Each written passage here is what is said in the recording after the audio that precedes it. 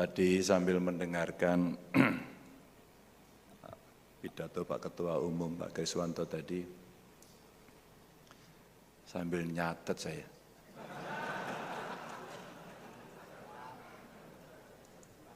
Kok yang disampaikan beliau itu sama yang mau saya sampaikan.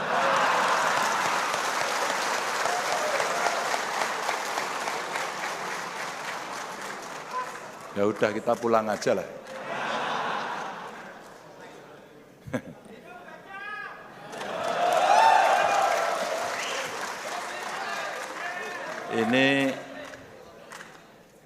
Ini sebenarnya siapa nyontek siapa itu loh. Nggak jelas. Saya tidak akan ikut-ikut membuka kopiah, nanti ketahuan juga rambutnya sama gitu. Saya tidak ikut-ikut untuk bicara kerut muka, nanti dikira sama. Assalamualaikum warahmatullahi wabarakatuh.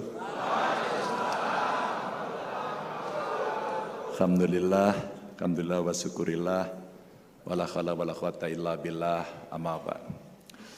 Yang saya hormati Ketua Umum DPP LDII, Insinyur Kiai Haji Kriswanto Santoso, dan tentu beserta seluruh jajaran, ada sesepuh di sini, ya Aziz. Saya tanya tadi naik off-road apa Harley. Hadir juga Bapak Ibu sekalian peserta, ini seluruh Indonesia ya? Tak kira Jawa Tengah tok. Bapak Ibu, saya punya paparan, mudah-mudahan bisa menjelaskan apa yang kemudian kami bayangkan dan bagaimana saya meminta para ilmuwan untuk melakukan exercise. Sehingga apa yang saya sampaikan ini ya setidaknya match lah dengan apa yang menjadi harapan masyarakat dan tantangan global. Tentu LDII bukan tempat pertama kami bisa memaparkan, dan di tempat lain kami juga mencoba memaparkan paparan ini. Boleh ditampilkan? Bapak Ibu, saya juga bertanya kepada masyarakat bahwa apa yang sekarang menjadi persoalan, tadi representasi yang ditampilkan di sana rasa-rasanya cukup bisa mewakili dengan baik. Kemarin saya ke Palembang ketemu masyarakat, yang terjadi adalah, oh Pak, harga beras mahal hari ini. Iya, wong lagi El Nino. Lombok mahal, beneran. Ben naeme Lombok ora okeh-okeh. Nek okeh iso kepedesan, nek pedes iso lara weteng. Dan nanti nular pada medsosnya tambah pedes. Tawa ini mesti ikut-ikutan. Tapi itulah keluhan, kemarin saya ke Palembang juga, Pak harga karet jatuh. Tolong Pak pikirkan nasib kami. Lapangan pekerjaan tadi yang disampaikan, tentu dalam ekonomi nasional, hari ini kita berjuang pertumbuhan ekonomi yang mesti kita dorong lebih kencang lagi karena pencapaiannya hari ini masih kurang dan ini mesti kita dorong lagi. Termasuk tentu saja ya nilai rupiah kemarin lagi anjlok, ya, indeks harga saham juga anjlok, itu makro-makro ekonomi yang ada. Kok ganti-ganti target mau? Oh iya. Jadi Bapak Ibu, saya akan menjelaskan beberapa. Kalau kita bicara apa yang hari ini bisa saya tunjukkan menuju Indonesia unggul. Jadi keunggulan yang kita miliki bisa kita potret dari potensi yang ada. Ini sebenarnya adalah visi misi besar. Ekonomi kita berdikari Bapak Ibu, maka tadi betul SDM kita mesti siap. Ya. Pemerataan pembangunan ekonomi Bapak Ibu, ini mesti mendorong bahwa gapnya makin kecil. Ya. Kalau kita bicara lingkungan hidup berkelanjutan, ekonomi hijau, ekonomi biru, karena anak cucu kita membutuhkan lingkungan yang baik. Ya. Yang tinggal di Jakarta dan sekitarnya angkat tangan. Oke, kemarin sempat rame karena kok polusinya tinggi. ISPA Sakit batuk-batuk kok banyak. Ada apa ini? Ini pembangunan berkelanjutan. Terus kemudian tata dunia baru yang lebih baik berkeadilan melalui politik luar negeri yang bebas aktif dan memperkuat pertahanan. Kemarin saya ujian di CSIS tentang Polugri ini, politik luar negeri. Duta besarnya banyak datang, pengamatnya banyak datang, mereka bertanya. Hari ini saya katakan dunia sedang tidak baik-baik saja. Demokrasi mundur. Dominasi negara kuat pada yang kurang kuat terjadi. Perang terjadi. Hari ini kita melihat seluruh dunia sedang protes apa yang terjadi antara Palestina dan Israel. Kita sedang sedih, belum baik-baik saja. Lalu saya ditanya, kira-kira kalau Pak Ganjar bagaimana? Ya, kita harus berhubungan dengan banyak negara yang sama-sama bisa saling menguntungkan dan tidak saling menindas. Ini menurut saya penting.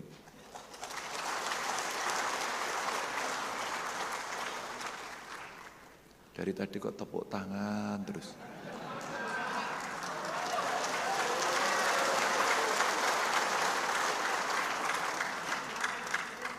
Saya tidak akan ngasih sepeda lo ini. Kaget aku. Ini ciri-ciri guyune wong Wonogiri Mas Katno. Sedulure Mas Katno.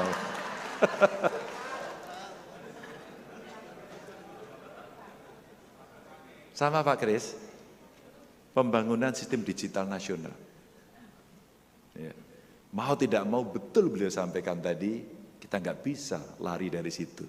It's a must. Maka semua mesti menyiapkan diri. Tapi dunia juga hari ini lagi kebingungan menghadapi apa yang disebut sebagai AI, Artificial Intelligence. Tiba-tiba suara kita bisa sama, tiba-tiba wajah kita bisa sama, tiba-tiba seolah-olah itu kita. Padahal itu artificial. Dan dunia hari ini menghadapi situasi itu. Kemudian ada pembangunan manusia Indonesia yang unggul pas SDM karena kita mendapatkan bonus demografi. Bapak Ibu.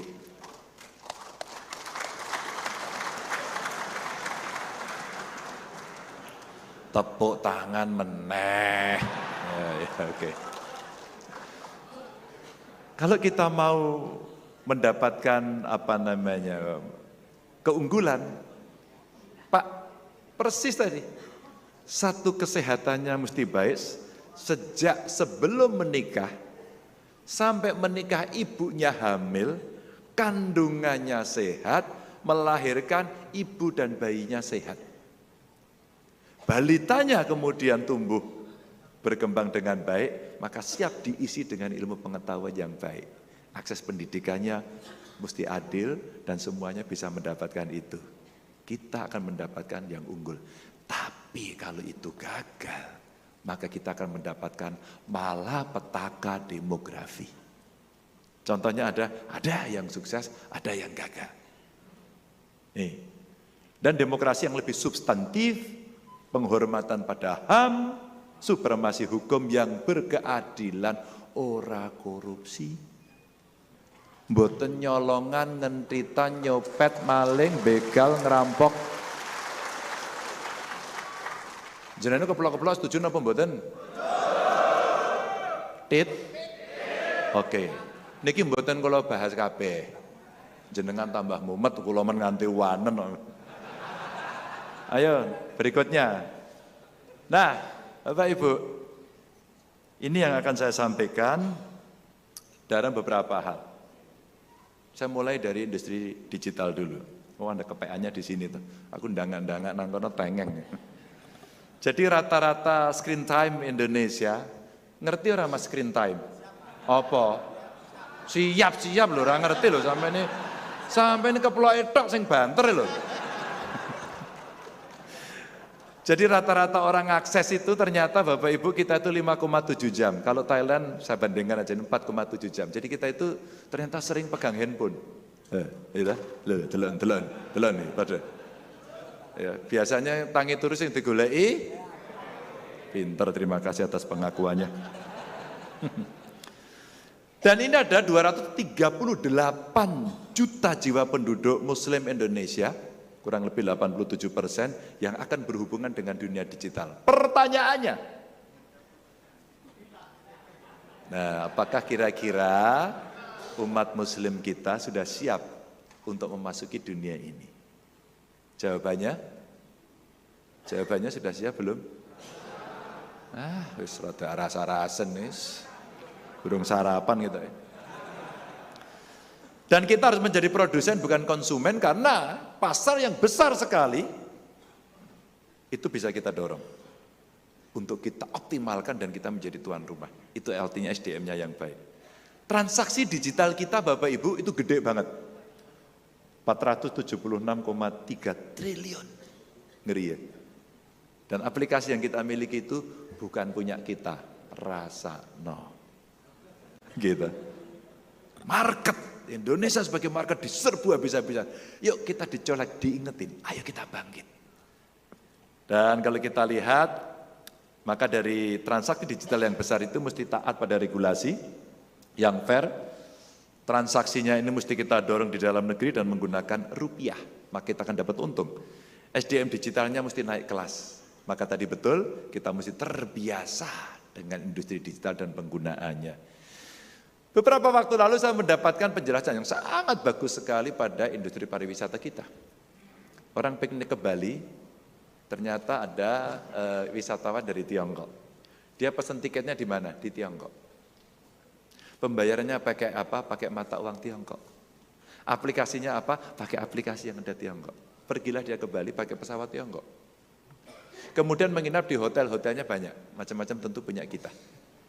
Tapi pembayarannya pakai fintech, financial teknologinya Tiongkok.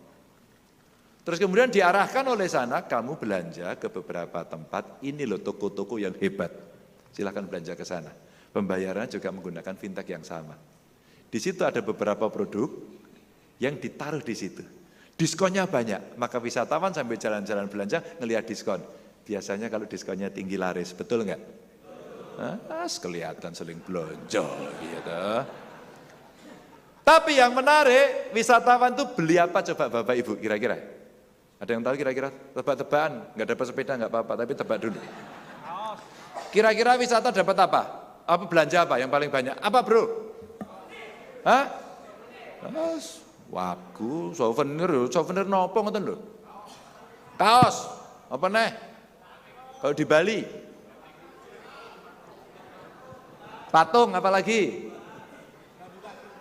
Gantungan kunci, wah ngirit banget, apa-apa. Terus apa lagi? Ya, pasti Anda kaget, tidak ada semua.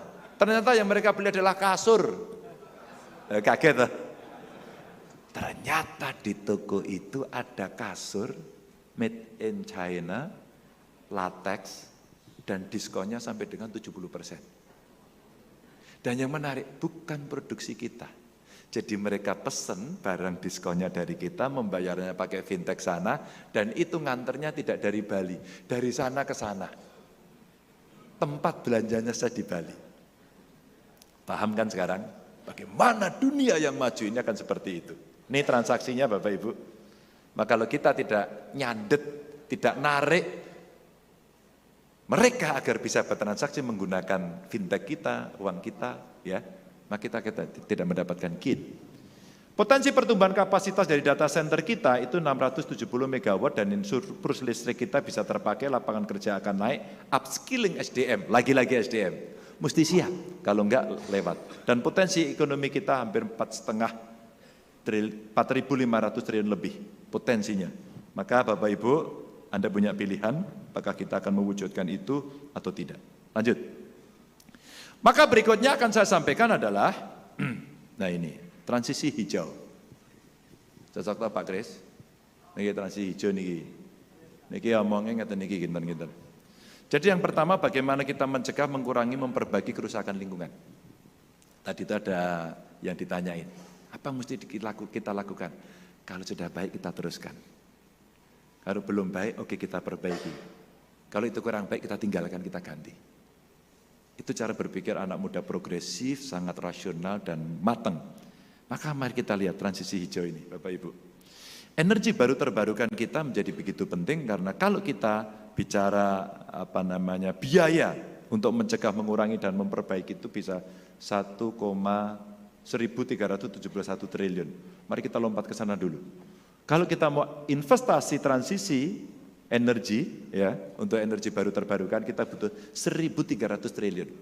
Ini saya tawarkan kemarin dalam pertemuan US Chamber dengan para pengusaha Amerika di CSI saya sampaikan, ada banyak duta besar di sana juga. Kita tampilkan ini. Roadmap-nya sudah kita siapkan.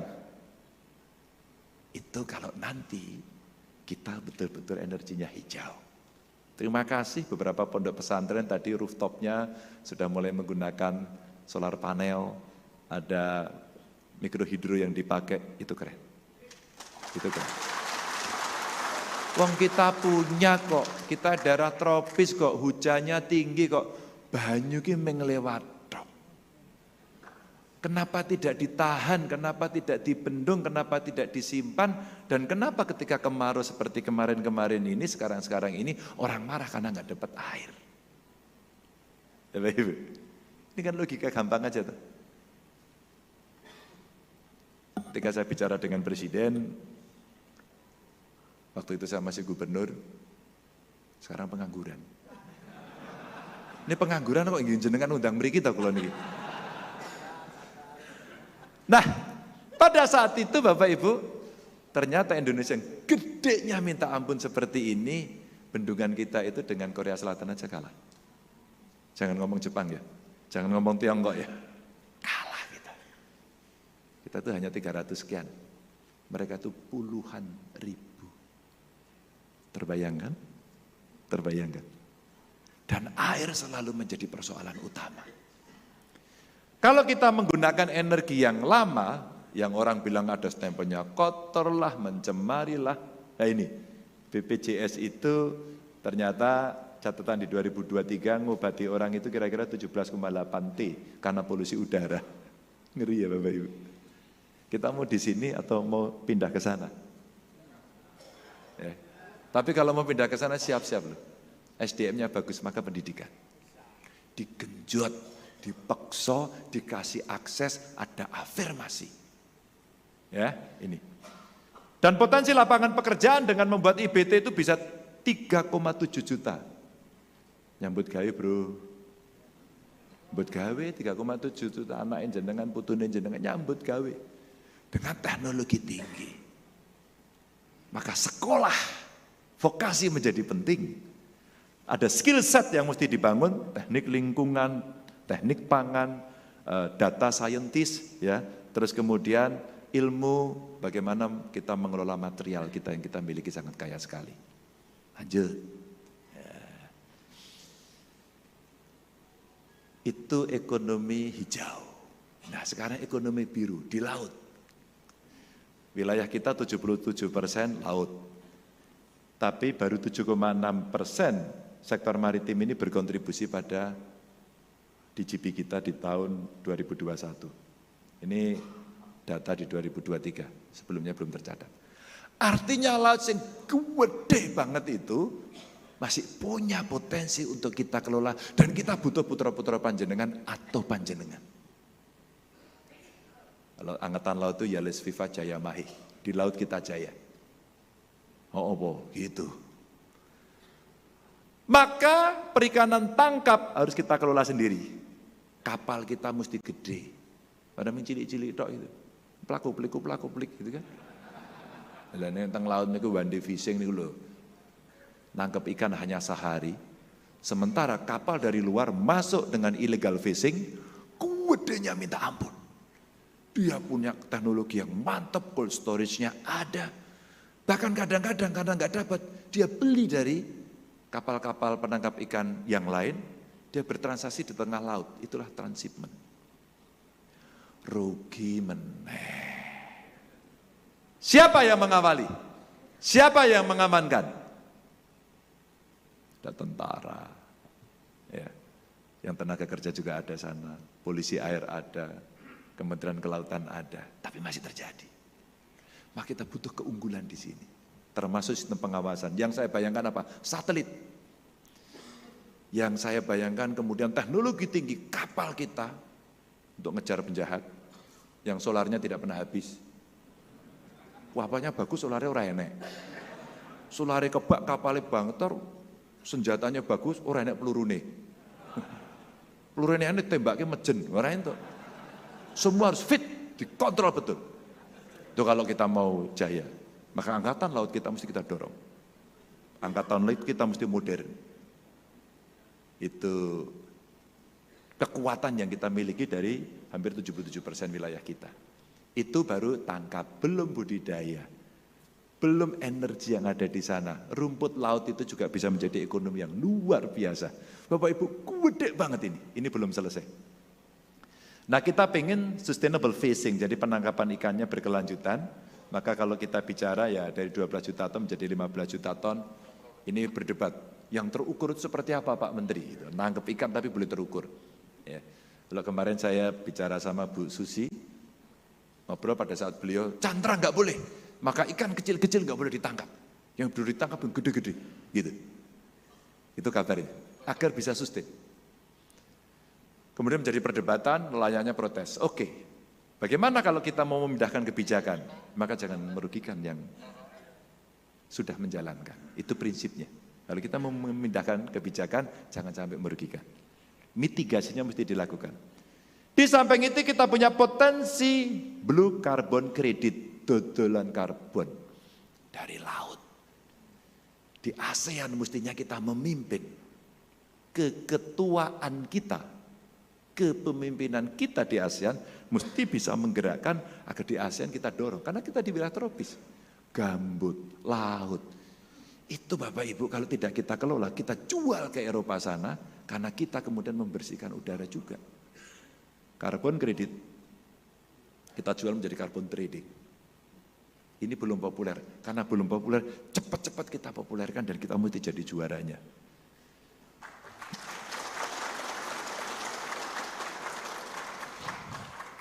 Ini tepuk tangan terus, akhirnya saya kasih sepeda beneran loh ini. Wisata lestari, maka laut kita menjadi tempat yang sangat elok. Orang piknik ke Bali, padahal Papua ada nggak Papua ini? Papua ada, oke. Raja Ampat coba, indahnya luar biasa. NTB, Bunaken, waduh surfing di wilayah pantai selatan, pantai barat Sumatera. Waduh itu luar biasa. Maka peningkatan kemudahan dan konektivitas objek wisata menjadi penting dengan sistem transportasi yang baik. Wisata konservasi dan kearifan lokal yang mesti dijaga, dan lagi-lagi kita perlu SDM yang bagus. Skill setnya, vokasi keterampilan dan lingkungan ekonomi manajemen. Bapak Ibu, ekonomi biru. Lanjut. Siapa yang sudah ngantuk? Angkat tangan. Nah, ini memang kalau ngomong agak panjang, nggak ada kopi ini repot ini. Ya. Tenang, tepuk tangan lagi. Ya, tepuk tangannya keras tambahi. Dapat handphone. Ini kita bicara pangan hari ini. Nah, pangan ini penting ini. Cocok? Belum makan Mas? Pantes banter omongan ini. Pangan kita super kaya, tapi jangan paksa masyarakat kita untuk makan beras. Karena di timur makannya sagu. Di reliefnya Borobudur itu ternyata ada cerita sagu. Pada saat itu, artinya sebenarnya nenek moyang kita makan sagu. Wonogiri apa bro? Tiwul. Hidup tiwul. Dulu waktu saya kecil itu tiwul itu ambune apa? Penguk. Waktu saya kecil, saya juga makan tiwul, saya makan sego jagung, penguk. Tapi hari ini saya datang ke Wonogiri, tiwul itu sudah plain. Udah mantap. Enak tenan. Lawe jangan lombok. Sambal bawang, ayam goreng. Sing marake enak kita ayam goreng. Sosok ya entrung. Karo walang. Ya. Sudah ada yang pernah makan walang? Ibu-ibu pernah makan belalang nggak, Bu? Pernah ya, Bu? Ibu semangat banget loh. Entrong pernah, Bu, entrong. Pernah juga, itu proteinnya tinggi sekali. Dicoba aja. Ya, kadang-kadang ada yang bilang jijik gitu loh. Burung ngerasa kayak ya toh. Ini kok malah ngomong panganan toh ya. Tapi kita memang mau bicara pangan. Maka dimulai dari tahan pangan menuju daulat pangan. Tahan itu cukup. Cukup itu bisa dengan kebutuhan sendiri atau dengan impor. Nah, ini saya ceritakan kira-kira. Maka apa yang mesti kita lakukan? Satu, distribusinya yang cerdas. Kemudian pertanian di hulunya juga cerdas. Dan kemudian sama tadi, pengelolaan perikanannya, tangkap maupun budidaya harus cerdas. Nah, itu dimulai dari mana? Pokoknya datanya mesti benar. Berapa jumlah petani, berapa jumlah lahan, berapa jumlah nelayan, mereka ada di mana. Kalau datanya betul, maka dengan teori-teori yang tadi disampaikan, perencanaan kita jauh lebih baik. Tapi satu data, Indonesia mesti segera beres. Itu anak muda mengerti. Ya. Kalau data kita beres, Bapak, kita tahu kok. Kapan ini panen, kapan ini tidak panen, gagalnya kira-kira faktornya apa, apakah itu hama, apakah itu bencana, apakah karena kondisi ekonomi, perang dan sebagainya. Kita mesti siap, kita hitung. Indonesia gede sekali, beda-beda. Waktu beda-beda, cuaca. Maka sebenarnya kita lebih manageable. Di sana kekeringan, di sini banjir. Terjadi. Atau kemudian sebaliknya. Artinya kalau kita mau bertani, iklim cuaca menjadi perhatian kita dengan data yang baik. Kita jadikan satu, maka kita akan bisa mendapatkan hasil yang baik. Ini sekarang mesti kita siapkan. Stok pangan, komponen cuaca, dan kondisi lahan mesti terpetakan dengan baik. Karena teknologi digital sudah ada, Bapak Ibu.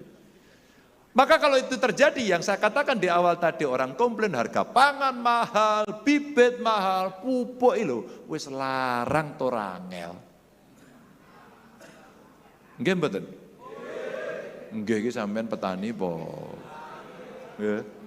Sosok nggih-nggih ra kepanggih ini. Yang petani pasti tahu pada soal ini. Obatnya mahal, Pak, harganya jatuh. Ini, maka stabilitas harga menjadi sangat penting, pangan dan pendukung pertanian. Maka saya sampaikan, Bulog harus kembali menguasai stok pangan. Jangan diliberalkan. Kalau diliberalkan, yang terjadi adalah persaingan dagang yang ada di sana. Bawang putih kita hari ini makin jeblok. Nanti bawang putih, kalah Pak, saniki Pak. Penuh mah dibuang. Cabai itu naik turun. Kok dalan rusak we. Oke jegelongan. Naik turun cabai. Beras sudah menjadi komoditas harian, minyak goreng kemarin sempat jatuh, maka petani sawit kemarin marah betul karena tandan buah segar dari sawitnya sempat jatuh. Sekarang sudah kembali, lumayan. Dan modernisasi sarana prasarana pertanian, perikanan, kelautan, dan modifikasi cuaca. Kita keren sekarang. Ada sekolah lapang iklim, petani diajari. Kita pernah praktek dengan BMKG itu di Temanggung waktu itu. Bagaimana kita memodifikasi, dan Wonogiri. Kita praktekkan di 2 tempat. Nah, ketika kemudian ini bisa kita lakukan Bapak Ibu, maka kita akan bisa turun lagi pada manajemen distribusi yang baik, industrialisasi dan insentif termasuk bibit dan pupuk itu tadi, dan perluasan Smart Fisheries Village. Ini yang bisa kita lakukan sehingga kita akan jauh bisa mengandalkan kekuatan dalam negeri. Dan diversifikasi pangan itu penting. Saya lihat sekarang Bapak Ibu-ibu yang sudah pernah muda lah. Arep muni tua ki ra penak. Yang pernah muda ini sekarang begitu sudah agak senior, sudah mulai takut untuk makan nasi karena kandungan gulanya tinggi. Maka Bapak Ibu, agar kita hidupnya sehat, sering-seringlah periksa jantung, gula, kolesterol, sering-seringlah periksa. Maka ukuran kita, Bapak Ibu perhatikan ya, ukuran kita, untuk mengukur kita sehat atau tidak itu lingkar perut kita itu 90.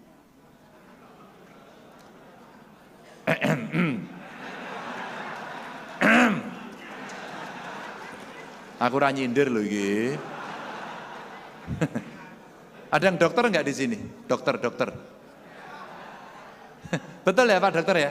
90 ya? Contohnya Pak Ganjar kayak loh. Contohnya Pak Ganjar, ya hari olahraga, perutnya seperti ini. Tapi jangan salah Pak, begitu ketemu Bupati Sragen yang dokter diukur, saya 92 Pak, padahal segini Pak. Apalagi kalau kayak Pak Dokter.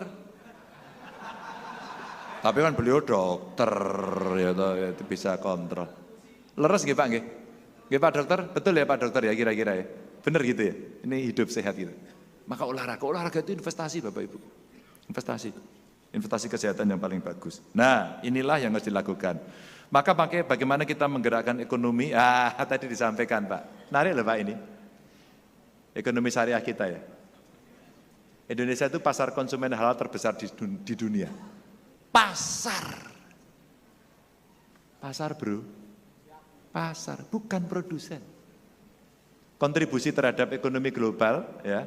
Jadi kontribusi terhadap ekonomi halal global kita cuma 11,34. Kita ranking 1 konsumsi produk makanan halal di dunia, kita konsumsi. Dan yang menarik juaranya itu kalau tidak salah malah Brasil.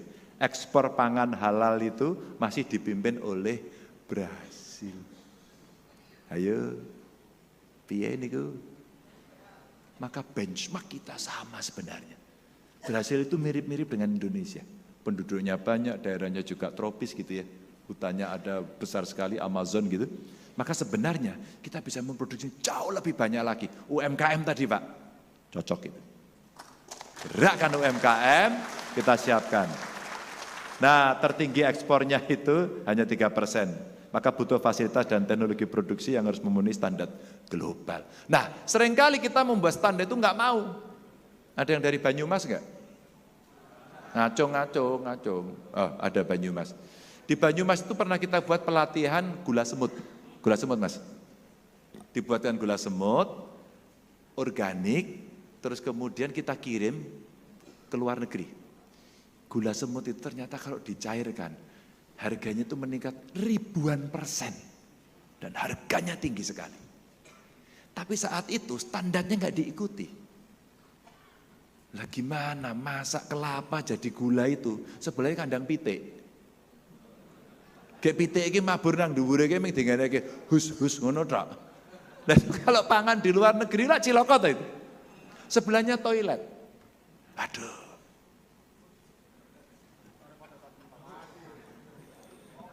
Ya. Inilah orang-orang yang punya perasaan. Kasih Mas ya. Sing bales sing kuwasa Mas nggih, matur nuwun. Aduh, nggih matur nuwun. Insyaallah itu. Ya. Padahal sudah dari tadi loh saya ngomongnya. Ini yang punya perasaan ini. Atau ini menunggu perintah dari SK Ketum dulu ini. Instruksi. Alhamdulillah, Masya Allah. Setelah satu orang memberikan, satu berbuat baik. Ini ibadah. Buka ke. Ya. Aduh, matur nuwun. Saya curiga setelah ini ada yang ndulang nang aku. Matur nuwun Mas, nggih sing bales sing kuwasa, masyaallah. Nggih. Bisa dadi menteri lho iki.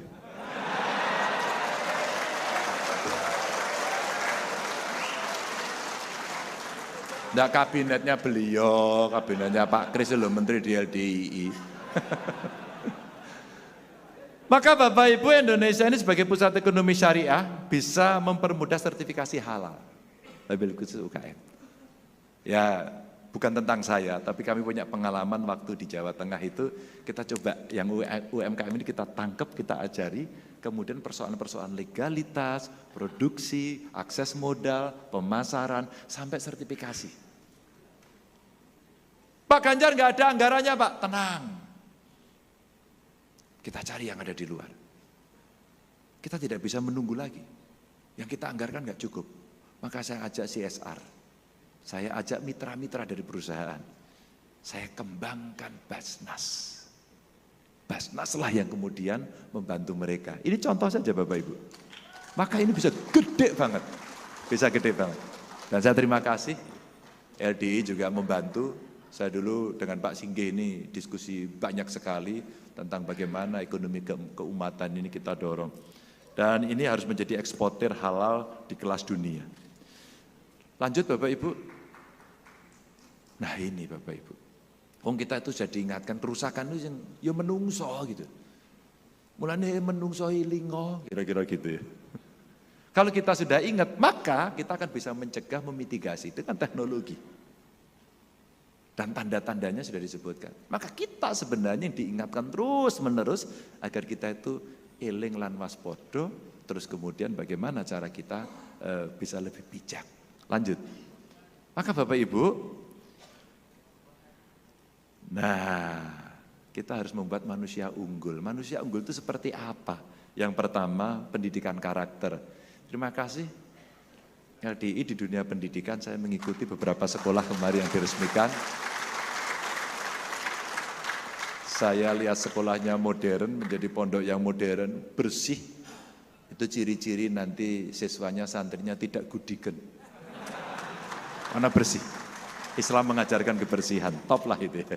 Ini pendidikan karakter yang meningkatkan kematangan emosional untuk kesuksesan baik akademik maupun sosial, punya budi pekerti, punya tepo seliro, ya, punya. Maka hormat pada guru, hormat pada orang tua, hormat pada kiai, cinta bangsa dan negara, maka kebangsaan tadi nomor 1, top. Ini penting.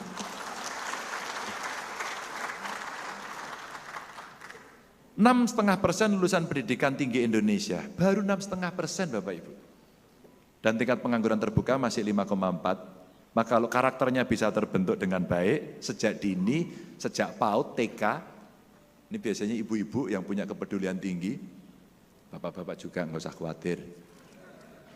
Terus kemudian kita dorong agar anak-anak berkarakter. Dan itu diajari sangat bisa. Diparingi matur nuwun. Terus saya piye? Saya bisa nyanyi kira Mas? Waduh. Maksud saya orang biasa membiasakan terima kasih. Nek lewat derek langkung. Ngene lho. Paham tuh? Paham, nek paham nyanyi yo. Dereng latihan ya Pak nih. Niki bayarannya mboten tekan mriku apa wau Pak. Apa yang mau kita sampaikan itu kalau orang terbiasa menghormati sesama, insya Allah dia akan punya karakter yang bagus dan dihormati. Lu di Jepang itu renek Pancasila nih nangkono. Itu membungkuk mengucapkan terima kasih itu sampai 45 derajat. Itu base itu hormati ya. Turun dari base itu base lewat menghormati. Saya nengok istri saya waktu sekolah di Jepang. Terus kemudian ketemu dengan ibu-ibu di sana. Ini menarik Bu. Ibu-ibu itu Bu, kalau mau memandikan bayinya, dia itu minta maaf sama bayinya. Kira-kira gini, nah kamu mau saya mandikan, maaf ya nanti agak dingin. Maaf ya tak sabuni mungkin rodok keculek sidik gitu. Tapi dia minta maaf. Dan ini komunikasi. Dalam buku kecerdasan emosional, bukunya Daniel Goleman itu dikatakan anak di bawah usia 2 tahun itu di kepalanya bisa 8 bahasa. Tapi nggak bisa merekam sendiri, diajari oleh yang senior. Dan itu ibunya itu memberikan dengan sebuah ketulusan pada anak. Ternyata getaran batin dan jiwa itulah yang membuat karakter anak itu muncul. Maka dia akan hormat sama orang tua. Ini contoh di Jepang, maka kita membiasakan itu. Hanya 6,5% lulusan pendidikan tinggi, maka saya dorong mengentaskan kemiskinan tidak cukup dengan karitatif. Dikasih, dibagi, rebutan. Ada kades nggak di sini? Anggota LDI ada yang jadi kades nggak tuh? Bu Tija, ada? Nggak ada. Kades itu biasanya dimarahi terus mesake. Pak, bantuan BLT ini kalau mboten kebagian. Mereka minta. Karena kebagian, wah dikorupsi kadesnya, nuduh. Karena tidak punya karakter. Yang miskin akhirnya dikasih hanya cukup untuk makan dan sebagainya. Padahal Bapak Ibu, kalau satu keluarga miskin, negara membantu kita ciptakan di keluarga miskin itu, satu saja anggota keluarganya jadi sarjana, dia yang akan mengentaskan kemiskinan keluarganya. Saya membuat uji coba, Pak Ketum.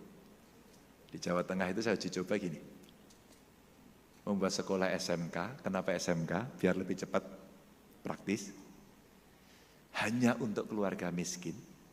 Mereka dites dengan sangat ketat. Boarding school, pondok. Saya biayai semuanya. Hanya bawa badan. Yang terharu saya, tahun keempat saya sudah panen. Mereka sudah membiayai keluarganya, orang tuanya. Apa dek yang kamu lakukan buat orang tuamu? Saya bayar semua hutangnya Pak. Saya buatkan rumah. Ibu saya sekarang gak boleh jualan lagi. Dia harus di rumah istirahat. Biar kami yang sekarang berkeringat membantu ibu bapak saya. Wow. Terharu saya Pak Kiai. Terharu betul. Anak ini punya karakter, tidak hanya sekedar material. Tapi material yang dia dapatkan itu dikembalikan kepada orang yang sangat dicintai dan membesarkan. Ayah dan ibunya. Ini saya genjot terus sekarang. Dari 3 saya replikasi menjadi 18 sekarang. Kira-kira Pak Ganjar bisa dinasionalkan enggak? Sangat bisa.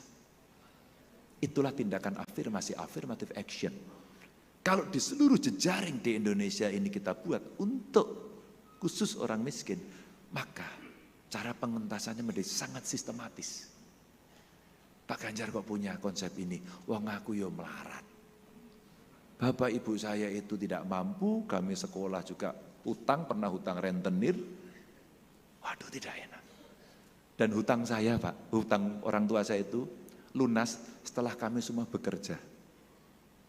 Jadi makan bulan ini itu, ya, makan bulan ini itu sebenarnya ngutang yang akan dibayar bulan depan. Itulah yang kemudian bagaimana caranya nak kamu sekolah. Dan saya disekolahkan. Adik saya pinter, kakak saya pinter. Kok saya pinter aku tok gitu ya. Tapi gara-gara sekolah serius, saya pengen sekolah lagi S2, tak biayai dewe. Sekolah lagi saya. Dan karena sekolah itulah kemudian kita punya ilmu, bisa diamalkan, dan kemudian dipercaya orang. Nah kalau dulu saya nggak kuliah, nggak mungkin LDI hari ini ngundang saya, mungkin. Oke mboten? Nggih mboten. Wong kula nek mboten sekolah ra mudeng kok ditekoni ya. Jenengan tekon apa ra mudeng? Tekon A jawabane B. Nyanyi ra iso. Tekoni nesu terus. Tak ngombe sik lah, emosi malah. Non sewu.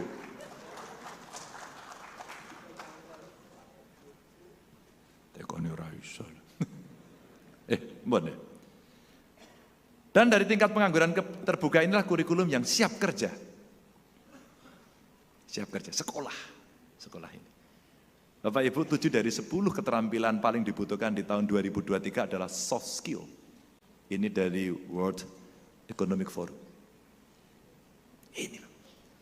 Banyak pekerjaan lama hilang tapi muncul pekerjaan baru. Sopo sing nyongko nek zaman saiki orang pengen jadi YouTuber. Sekolah dur-dur ngopol ming kowe tukang masak. Ming dadi koki yang restoran. Terus ambumu kecut, keringetan. Ora elit blas. Nyambut gawene apa? Juru masak ora elit. Tapi di seluruh televisi sekarang yang ada adalah Master Chef. Master Chef. Saya ketemu teman di Bali membuat restoran. Pak Ganjar makan ya ini enak sekali Pak. Pertanyaan satu. Ini chefnya siapa? Itu Pak. Dia waktu mau masuk sini negosiasi gaji. Gajinya dia itu 70 juta. Tukang masak. Itulah Bapak Ibu yang hari ini muncul. Apalagi dunia digital tadi yang kita ceritakan membuka ruang yang seluas-luasnya. Coding, games developer, membuat aplikasi. Dia punya intellectual property. Waduh, itu dunia digital. Mungkin generasi yang kolonial tidak mengerti. Yang milenial yang ngerti. Apalagi generasi Z. Bapak Ibu, sampai saya melihat, tak lihat, produksi sepatu kita ini sepatu saya baru, mohon maaf ya. Mohon maaf ini, saya bukan pamer tapi memang baru ini. Sumpah baru saya pakai sekali ini. Ini produk anak-anak kita. Produk anak-anak kita, Bapak Ibu tahu enggak? anak muda, generasi sekarang yang disebut Gen Z itu, mereka ternyata punya komunitas sneakers. Sopo sing mikir komunitas sepatu sneakers. Sneaker niku nggih rada sepatu cat lah nek zaman dhisik. Komunitasnya itu se-ASEAN dan ketuanya orang Indonesia dan kemarin pameran produk khusus UMKM. Wow, hasilnya luar biasa. Itulah ekonomi baru yang bisa kita kembangkan. Maka anak-anak kita itu harus punya analytical thinking. Gak cukup sekarang hanya tahu tapi bisa menganalisis. Yang kedua kreatif. Dan yang ketiga mesti tahan, bisa beradaptasi, dan dia pejuang tidak pernah berhenti. Itu mental Bapak Ibu. Ini anak-anak yang SDM-nya mesti disiapkan. Jadi tantangannya nggak bisa biasa-biasa saja, harus luar biasa. Harus digembleng, digenjot, karena 13 tahun ke depan kita punya bonus demografi, ini waktunya. Dan kita nggak boleh salah. Nah kalau kemudian agak disiplin, mungkin anak-anak memandang itu kejem gitu ya. Kita mau disiplin, jangan ketinggalan. Ayo sekolah kalau perlu dicari. Pak RT, Bu RT, RW, Lurah, Kades, tolong cari wargamu yang keluarga miskin, yang harus mendapatkan akses pendidikan, cari. Maaf, paksa dia untuk sekolah, paksa dia untuk belajar, agar kita bisa mendapatkan ini. Pun nggih kula ajeng mulai.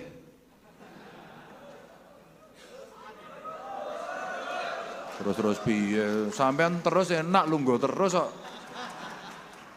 Ya pun, tak terus ke sidik meneh. Tapi itu semua juga kita mesti mengatur ini. Persatuan Indonesia, kerukunan antar umat beragama. Ini penting Bapak Ibu. Jadi Indonesia itu di antara negara-negara ternyata kita masih tinggi. Cerita intoleran dan sebagainya. Ya. Maka betul mesti ada silaturahmi antar kelompok agama, tingkat toleransi beragama, guru agama untuk tiap agama kita berikan. Dan alhamdulillah dari 10 besar kabupaten kota yang paling toleran itu 4 ada di Jawa Tengah. Ini mohon maaf loh yang lain ya, mohon maaf. Ini kami berterima kasih sama Bapak Ibu sekalian yang sudah berkontribusi pada nilai-nilai kebangsaan kita. Lanjut, maka Bapak Ibu terakhir ini, gaspol sekarang kita mesti gaspol menuju Indonesia emas, Indonesia unggul di 2045. Apa yang mesti dilakukan? Satu, anggaran kita mesti dilipat gandakan. Lebih banyak lagi. Bagaimana caranya? Nek bayar pajak sing gampang. Ya betul toh, wis tak teliti kok. Coba kita membayar pajak kendaraan bermotor, KTP ora enek dipajeki. Cek fisik nih lho, esek-esek kertas nih kok bayar padahal gratis. Nah, bener Mas? Jenengan ngerti? Jenengan korban apa calo? Alah, ngaku nih. Pernah ingat gak dulu ada gubernur ngamuk di jembatan Timbang? Payah itu. Payah kok jempol sampean ini loh. Pernah lihat gak gubernur ngamuk di Wonogiri karena jalannya itu cor-corannya ra bener? Pernah lihat gak gubernur nendang sekolahan? Ini gubernur ande gawean. Kenapa? Kita pengen kualitas kita baik Bapak Ibu. Untuk rakyat jangan dikorupsi, titik. Apakah untuk yang lain harus dikorupsi? Boleh Pak? Tidak. Ini pemerintahan bersih. Saya ngobrol sama Pak Mahfud. Satu nilai yang sama dari kami berdua adalah hukum harus pasti, harus tegak, sikat korupsi. Kebetulan kami berdua ini dari keluarga yang biasa-biasa saja Bapak Ibu. Bapak saya, mohon maaf pejabat tinggi, maaf, ketua RT. Bapak saya itu pensiun polisi, pangkatnya waktu itu masih pangkat kayak TNI, Letnan 1. Ya, di Tawangmangu, di Karanganyar sana, pensiun di Purworejo. Pensiun, susah. Begitu mau pensiun itu bukan istirahat, membuat usaha. Dodolan bensin, eceran. Saya jualan bensin eceran dulu. Bagaimana kita survive, kita bisa bertahan untuk bisa sekolah. Pak Mahfud ternyata sama, orang tuanya juga bukan pejabat. Maka jangan ajak saya menderita. Wis biasa.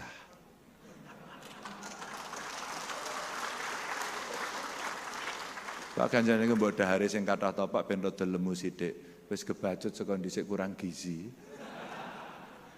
Apa yang mau saya katakan Bapak Ibu? Pemimpin itu memang harus siap menderita. Kalau enggak jangan. Pemimpin yang jaluk dilayani terus. Pemimpin itu harus melayani, bukan dilayani. Kalau kamu mengambil pilihan itu, kamu harus siap itu. Dan ini amanah yang berat. Berat Bapak Ibu. Ini anggaran. Simpel mekanismenya, mudah pelaporannya, dan bisa melakukan otomatis restitusi seperti soal pajak ini. Contoh. Yang kedua, sikat KKN. Kolusi, nepotisme, hajar bleh. Kira-kira gitu. Edukasi anti korupsi, kolusi, nepotisme sejak dini, dan pemerintahannya menggunakan digital. Saya tanya-tanya teman saya waktu kita mentransformasikan pemerintahan digital ternyata bisa menghemat 2,4 triliun. Gede ya.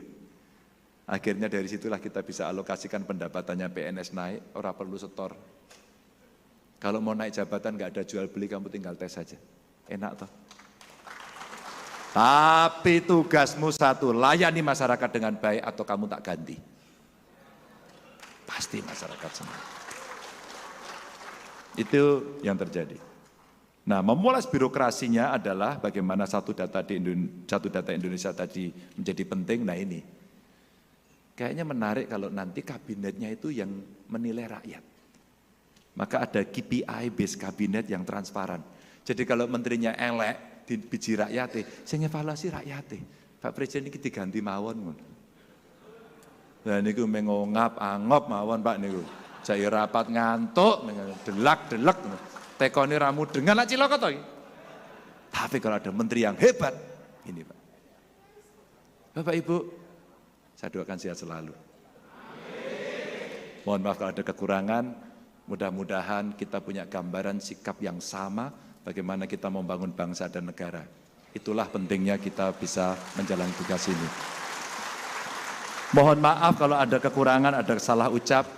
Sekali lagi sukses untuk acaranya dan saya akan senang kalau nanti mendapatkan masukan, rekomendasi dari Bapak Ibu sekalian.